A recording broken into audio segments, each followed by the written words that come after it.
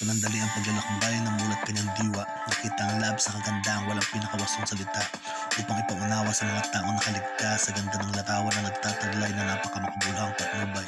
Sa paglalakbay na yon, nakita masayang kulay ng nangungusap anyway magkakakilala. Bawat dalawa ay maging isa. Bawat tingkad at anyo ay nagbubuo at magbubuo ng higit sa 5. Sadya nakakahanga, diba? Bawat hugis ang bagay tila ito'y maalindog na dilag sa kalmadong himig ng kawalan.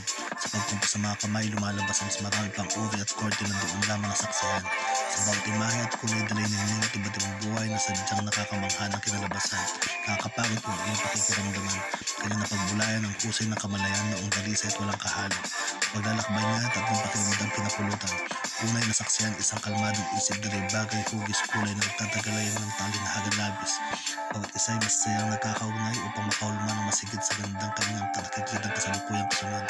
Ikalawa ay nagbago itsura ng mga masayang anyo, lahat ng ilaw naging madilim at hindi nakaakit-akit. Mga imahe na yanig dahil sa osilasyong lumabas.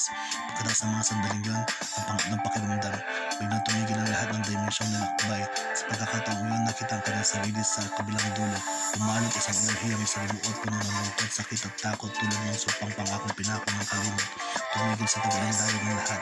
Ang mga kulay naging malungkot na wala ng gana, ang mga korte na wala ng siga, mga ikot. Sa panandalaang pagkakabay niya ngayon, pagtanto ng kaisipang malikot kung saan nagbumula ang hindi mabilang patak na duwa sa tuwasya na lulungkot. Tapos ang kanyang paglalakbay na may akap na pagkamangha at may kaakibat na pagod. Napagtuntong realisasyong kailangan harapin at lutasin. Tamang lugar hanapin para sa kawalang isip. Dadapot malungkot ang huli. Alam niyang hindi matatapos ang lahat taon. Sa halip isang liwanag sa isipan nagpamulat sa matagal na hinding.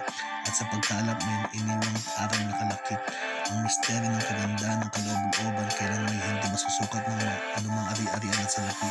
At ang tunay na yaman ay wala sa dami ng meron bagkos nasa damdamin na ang halaga ay nasa pinakasimple nakikita ng mata.